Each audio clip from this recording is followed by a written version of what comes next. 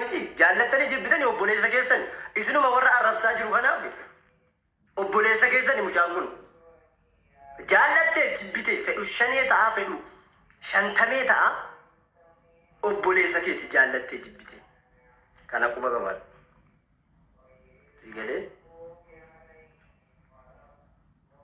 otuu nama qubna gara dubbattu taate gaafa inni bakkee jiru propagaandaa kana fudhattee dhuftee akkana imbaha kana rabbi qofatu harkaa qaba. Rabbitu nama hidhaa, rabbitu nama baasa. Dhuufuu bichaamu. Dhuufuu dhuufteedhaaf namni hidhamee, dhuufuu dhuufteedhaaf namni wanta tokko ta'u hin jiru. Isa kanaafi ammas wanti irra deebi'ee isiniin jedhu itti fufaati. Warri sharrii ooffattan sharrii keessan itti fufaa. Sumaaf baha daddaalachoota. Sumaan deebi'a. Sharrummaan kee kun sumaaf deebi'a. Xaayiroo immoo waggaa 5 miti 20 hidhamee haa dhufu. Harroota akka keessanii kana ganaa cidhaan itti murran naati libda.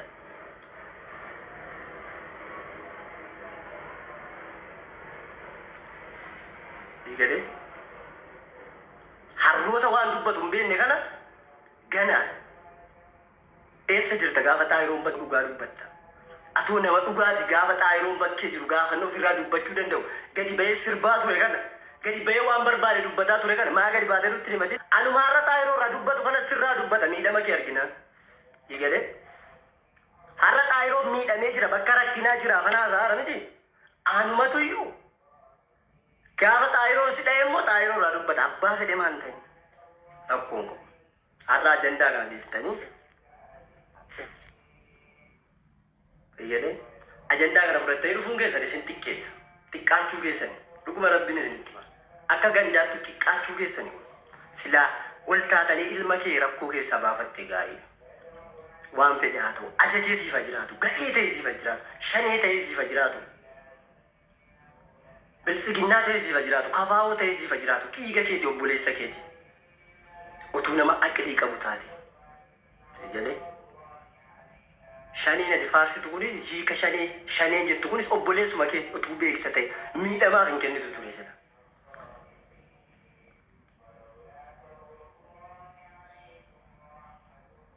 Kanaaf miidiyaa irraa bookkisuun waan tokko xiqqinii qabu. Isin jedhee yeroo immoo hin qabnu kan miidiyaa irraa kadhatee sadaqaa nyaatee jiraatu achuma taa'aa oolu. Nuti immoo warri dafqa keenyaan jiraannee bullu bakka hojii keenyaa oolla yeroo hin qabnu. Yeroo dhufnetti immoo wanta jiru walitti himnee deemna jechuudha. Kanaaf waan amma irra jirtan kana hin dhiiftanu taanaan dhugaa rabbiin isinitti hima. Dhuguma rabbiin isinitti hima. Oromoon gandatti galeera. Gandatti galeera miti. Ganda keessa amma gootiitti galtanii jirtu wal quba qabaataa irra. Dubbii kanarraa hin dhaabbattanu taanaan wabillaa ilkarim hojii godhiisin isin irra taa'anillee. Galee warra hooleeyyii miti immoo warra itti maalu jarri kun baay'ee dubbatu. Warri keessa aqilii qabdan warri waan kana marqitanii ijoolleetti kennitanii bira taa'attanu yoomillee waa'ee xaayiroo dubbachuu hin dhiisu abadan. Eegalee nan dubbadha innis obboleessa kiyya dhiiga kiyya foon kiyya waan ta'eef rakkoo keessa jira waan ta'eef waan feete jedhi itti duuliyate achi keessaa baasee ka'e yoo inni dhuguma jechisin jettan kun dhugaa ta'e akka Oromootti isinii fannifnee isinii gaafachuu dandeenya xaayiroo dhugaa rabbiin isinitti hima fannifnee isinii gaafachuu dandeenya ilma Oromoo miidhe taanaan fannifnee isinii gaafachuu dandeenya garuu isaa achi keessa jiru irratti hin duulban miskiina irratti hin duulban sobees immoo hin jiraatu waan hin barbaadeen deeggara eenyu abbaa sana gaafata anna gaafate immoo aduuf waan barbaade abbaan kee waan inni keessa jiru hin beektu haati kee waan keessa jiru hin beektu ati biyya namaa taa'iti afaan bani obboleessa kee irratti shira dalage jedhee waan obboleessi kee haati kee abbaan kee mana keessaa keessa jiru hin beektu diqaaltota. Keessumaa shamarran keenya warra adaba malee guddattan jechuudha. Warra adaba malee guddattan warra eelee qodaa mana keessaa cabsee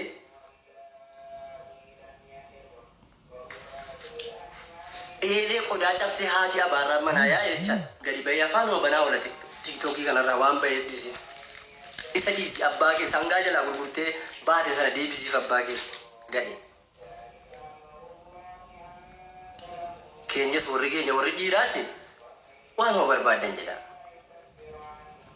Shanee jettanii shantamee jettanii jaallattu obboleessa keeti.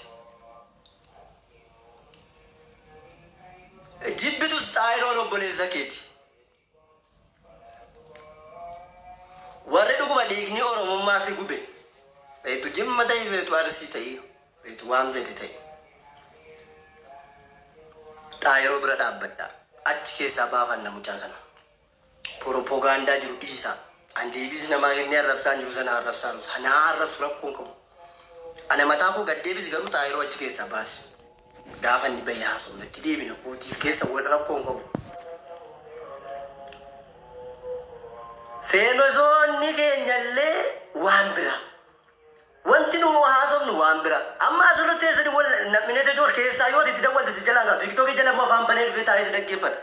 Afaan banee otuuti keessaa dhattee dhimma wayiitiif gaafatte namni bilbilee si jalaa kaasuu jiru. Sigalee miidiyaa irratti immoo inni kun kaataa fi abbaati. Ilaal fakkeessitu kijibdu yoomiyyuu irraan deebinu. Dhugaa rabbiin isinitti himan. Daldala dhabbaate waan barbaade daldali makiinaa biti gurguri maqaa Oromootiin immoo hin daldaltan. Maqaa gandaatiin immoo hin daldaltan. Maqaa gandaatiin daldaltanu maqaa Oromootiin daldal. Isin irratti inni himnu waluu laallata waan ta'eef. Yoo barbaade nama biti gurguri yoo si danda'ame namni si bitamu jiraate.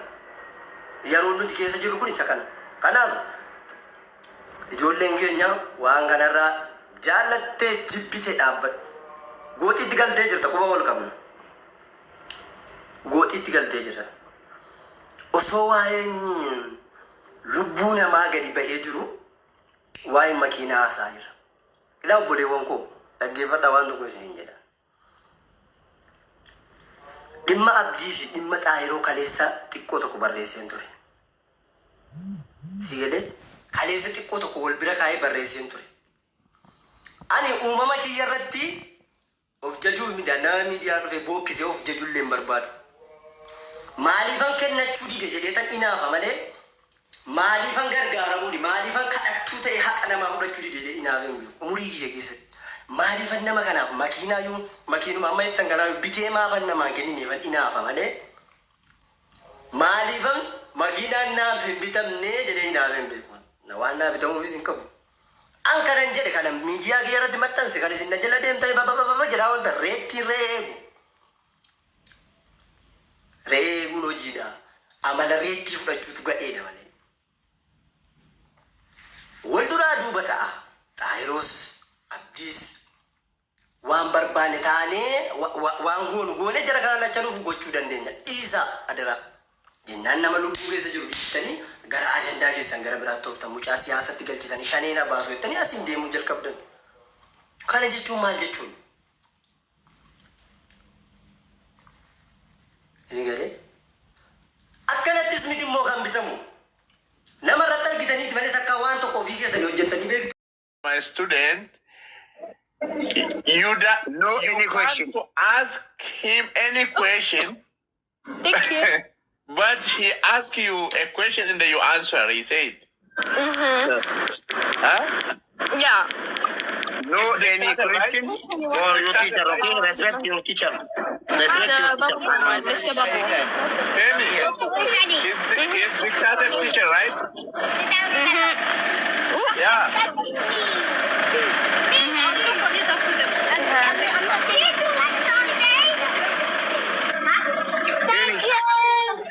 Just none of that. Penny, Yeah? what is your name? Fene. My name. Sorry. Oh, you're Teacher Mubarak. Yes. Save in your mind, okay? It's Teacher happy. Mubarak. I'm happy, very happy. Wow. New my student. She's new student. Femi, someone said you get me ice cream. Oh, that's my brother on my account. Finesse Yeah? using my account. Look. He said, get me ice cream. Finesse Yeah. said to get us ice cream. Just listen to them. Stop talking. Where are you going, Femi? He said. then get me ice cream. He said, okay. Hi, Finan. Okay. Finan, shush. I'm in a lesson right now. Yeah, get for him too, okay? Thank Not you. only for yourself. Account TikTok ka di bar Fenan. We followed you, okay, Fenan? Fenan, follow your teacher, Fenan. okay? Okay. Fenan, Yeah. this account is you? Yeah. Yeah. Okay. Good. Follow me, okay? Your teacher. Okay. You come learning. Okay. Follow Galafi, please. Okay, jara. Follow Galafi, jole. Feni hapsite kajeru kana follow goda. Minami ibila msodomi tokona zala jirtan kuni follow goda. Feni. Follow goda amma follow goda. It's called Mr. Bubble. I'm Bubble. Kamila magete. Afurtami toko galte toko chuman. Follow goda Yes, fi. 42, okay? 43 followers. 43. Okay. 44. 44. Follow goda undi. Follow Galafi, another joke. Follow goda Fena. Just tell him your brother write number one, okay? Number 1. Okay. Yeah. 51, Right, number 1. Yeah. 54. 55, 54 followers. Now 55, 56. Namoonni bilam maguni Ipa guta intaloon tikishoon argitan suni ilma goota keessanii ilma maka 65. Follow goda. Just write number 1. piinin godhaa qoyyaa piinin godhaa. Okay. Oh, okay. 66. Where is Follow follow back goda. me? Penen, follow back me. Follow goda. 69. Follow goda. Write number 1. Penen, follow back me. 72. Follow goda. 74. Tell him write number 1. 74. Ela nami ibila ma. He did. Nami ibila ma. Fiantami toko kun follow goda. Please follow godhaani. Follow tina deebisii of seetimbo. Follow goda guys. Pene follow goda. Famous ta'uun barbaada jirti intalli. Follow goda. 77, okay? 77. Follow goda. Nami ibila ma. Follow godhaa guys. Come the one day follow goda.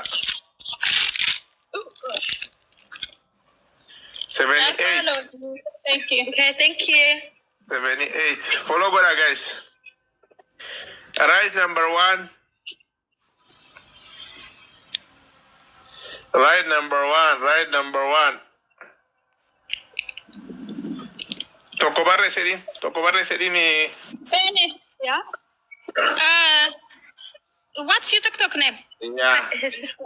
Kuno toko Right number 1. Kuna balleessaa. Toko barre sina. Namni biraata kon barre. Rukutamaa dha san ilaalila. Community godha community anja Namni jira. biraata kon barre sina dhukkubsattoon. Campaign jedhu sana FENE kan jedhu follow godhaafi. Ini isa jedhu sana follow Barre godhaani. sina dhukkubsattoota sin dhugaa rabbi. Because then random people will be following me. No. Namni biraan barre sina. Right number 1 Fenan, right 1. No, nobody write 1. Only Finan. All this Okay. All. No. all of Keep you. saying 1. Scam of followers. Toko barre sini muchaadhaan toko barre Fenan, sini. right number 1. Keep right number 1 Fenan.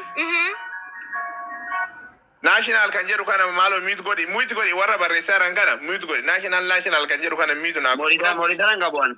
The one with the purple. obse blog godi What? Okay, yeah. national kan jedhu kana stupid. Mee rabbi adi maal taatan? Where's the Follow kuma lama kuma tadi baatanii tokkuma jaha baatan. Fenon, keep going on. Number one. This one. Moderator na kenna obsee ko. Moderator nu kenille dhukeerraa kaafna. Akkamitti kennama sila moderatorrii hin beeku an wayitti Ela dhaqiitii bakka profaayilii maqaa koo sana profaayilii tokko jalqaba. Bakka makaako. Bakka ame gifti si kenne kun gara jiran. Inga shite bar olga shite baga ga shite ko dukera. Daga Pase. yobse. Bakka profile ko rede tutte. Gadirali. Ad moderator kan jaru jira cuma. Kalau gat tutte. Okay. Kuno. Moderate. Oh my God. Imbafte. He went out. Oh. Blog gote. No, blocking gone. Nanu makute. You kicked him from the line. Oh my gosh. Wait. Puro get sama dukera. Yeah. Profile is ara to ga tukte. Get angry at you. Your teacher's good. Rabbina bilanni walegama kabale bad. Rabbi siol. Obse ko lagi bakka profile ki ya to tajal kabala.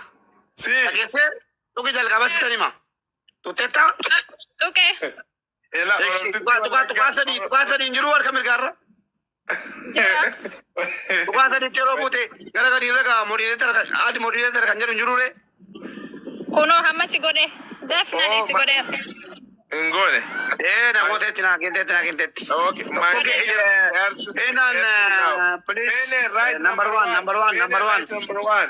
Pene, Baka nampura. they want to follow you. Okay. Right number one. Wow. Sagalta bisa diragin. Iyerus ka jetu kan gaggesi iyerus ka jetu kan. Okay, aye. Wait, they want everyone to follow me? Ya. Mube gaggesi ka wara barresairu. Moderator kuturan kenene sanyiko. Sigani det. Wallahi reporti male gode ka ero kalte srech. Reporti male ko chuna ndo jara sanyiko ko foto ka setara jo. Right, number one. Very right number one. Number one. Isi kan jero boleh sar ka jero mana? Ya. Barenjera. Come on. Arkana dukube yu ya cara barbaresun. Enjero jede kay